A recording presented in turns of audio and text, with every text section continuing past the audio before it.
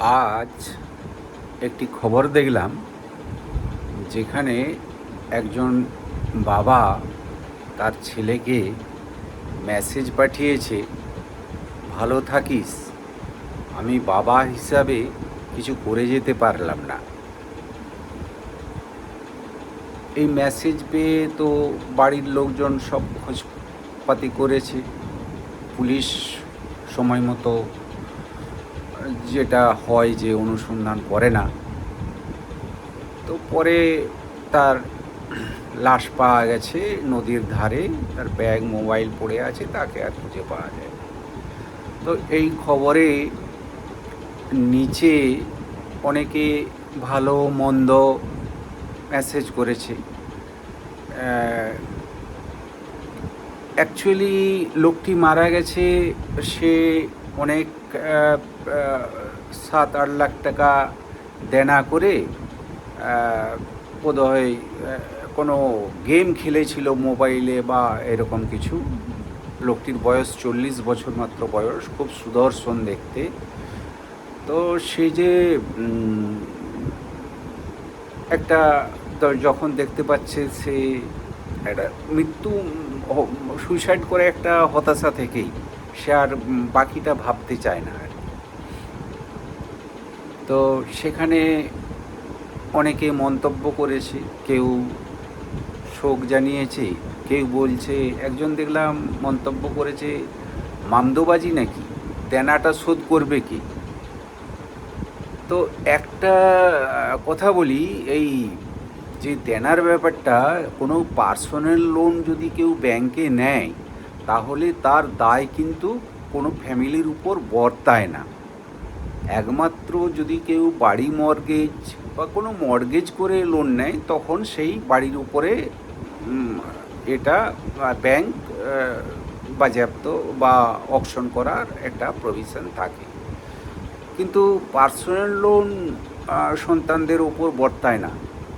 Private পাবলিকের কাছেও যদি লোন নেয়, সেটাও কিন্তু বর্তায় না। এই কারণে যে প্রথমত তো পার্সোনালি কেউ ব্যাংকের বাইরে কেউ এই লোন বিজনেস করতেই পারে না। ফলে এ একটা দিক। কিন্তু যিনি মন্তব্য করেছেন যে দেনাগুলো শোধটা করবে কে, মামদোবাজি নাকি, তো এখানে অনেকেই দেখলাম তার বিরুদ্ধে অনেকে কমেন্ট করেছে যে যে মারা যায় তার মধ্যে যে যন্ত্রণা হতাশাটা থাকে, সেটা মানে সুইসাইড কিন্তু একটা একটা কোনো প্ল্যান মাফিক হয় না। এটা একটা হয়ে যায়। হয়তো হতেই পারে যে তার এই দেনা এবং সংসার ঠিক চালাতে না পারার জন্য বাড়িতে অশান্তি হয়েছে, হতে পারে, সেগুলো জানা যায়নি, তদন্ত সাপেক্ষ। কিন্তু তার ছেলে বা মা, ছেলেটির মা খোঁজাখুঁজি অনেক চেষ্টা করেছে, কিন্তু সমাজ মাধ্যমে সেখানে অনেক কিছু না জেনেই অনেকে মন্তব্য করছে। যেমন এই দেনার ব্যাপারটা, এটা এটা তো ঘটনা যে মানুষ যখন নেশার বশবর্তী হয়ে যায়, কিছু করার থাকে না। একটা জিনিস আমরা ভুলে যাই, মহাভারত কিন্তু একটা মহান উপন্যাস বা কাব্য। কাব্য উপন্যাস বলা চলবে না, ওটা একটা কাব্য। তো সেখানে সূত্রপাতটাই হয়েছে যে যুধিষ্ঠির ওই তার যে নেশা, দাবা খেলার নেশা, সেই নেশায় সে সমস্তকে হারিয়ে দিয়েছে। কিন্তু পরবর্তীকালে সে সুইসাইড করেনি, কিন্তু তার ভাইয়েরা তার পাশে দাঁড়িয়েছিল বলে সে পরবর্তীকালে তার ন্যায্য অধিকার, তার যে বাবা তাদের অ্যাকচুয়ালি রাজা ছিল, তো সেখানে ধৃতরাষ্ট্রের কাছে অর্ধেক সম্পত্তি চেয়েছিল। যুধিষ্ঠির দুর্যোধন বলেছিল, নাই দিব সুচগ্র মেদিনী। তো সেইটার পর এবং সেইটার থেকেই এই এত কাণ্ড, এবং দ্রৌপদীকে তার শ্লীলতাহানি থেকে সব কিছু হয়েছে। কৃষ্ণ যেহেতু দুজনেরই আত্মীয় ছিল, সে নিজে যুদ্ধ করেনি, কিন্তু সে কৃষ্ণের পরামর্শদাতা হিসাবে বা রথে সে রথ সারথি হয়েছে। তো ওটা একটা দিক, হ্যাঁ, মহাভারত দিক। আমরা কিন্তু পুস্তক বা বই থেকেই শিক্ষা নিই। তো আমি যেটা বলবো যে সন্তানকে হয়তো একটু কষ্ট করে মানুষ হতে হবে, মাকে হয়তো আরও পরিশ্রম করতে হবে, কিন্তু যে গেছে সে হয়তো ভালোই করেছে। কেননা সে তার তো কোনো জায়গা ছিল না, সে আইদার সে তো আর লোন পাবে না, সে বাড়িকে বাঁচাতে পারবে না, সে একটা দায় হিসাবেই কিন্তু গলগ্রহ হিসাবেই রয়ে যাবে বাড়িতে। তো সেই জায়গায় এইখানে আমরা সমাজ মাধ্যম কিন্তু লোকজন অনেক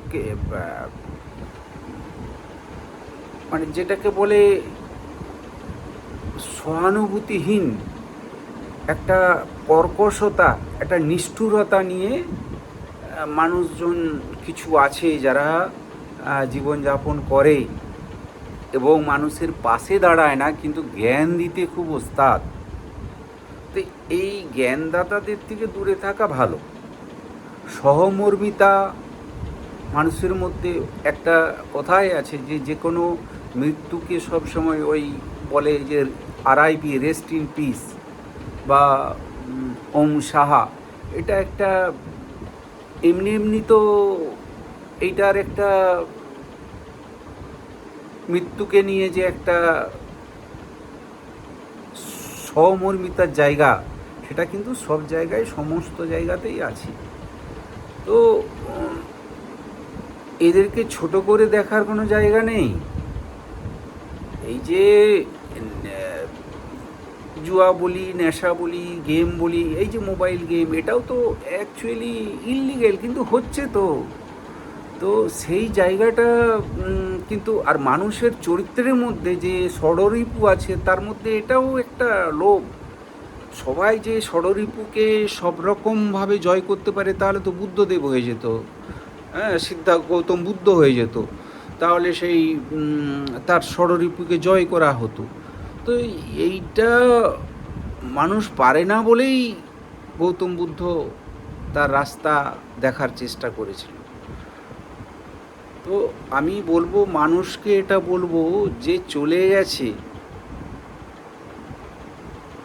আপনারা বরং আশীর্বাদ করুন যেন ওই সন্তান বা ফ্যামিলি আবার ঠিক থাকে, বা দরকার হলে আপনি পাশে থাকুন, আপনার যদি আর্থিক সামর্থ্য ক্ষমতা আছে। কিন্তু ওই গালাগাল দেওয়ার মতো নৃশংসতা না দেখালেই ভালো হয়। তাতে আপনার ভগবান আপনাকে আশীর্বাদ করবে।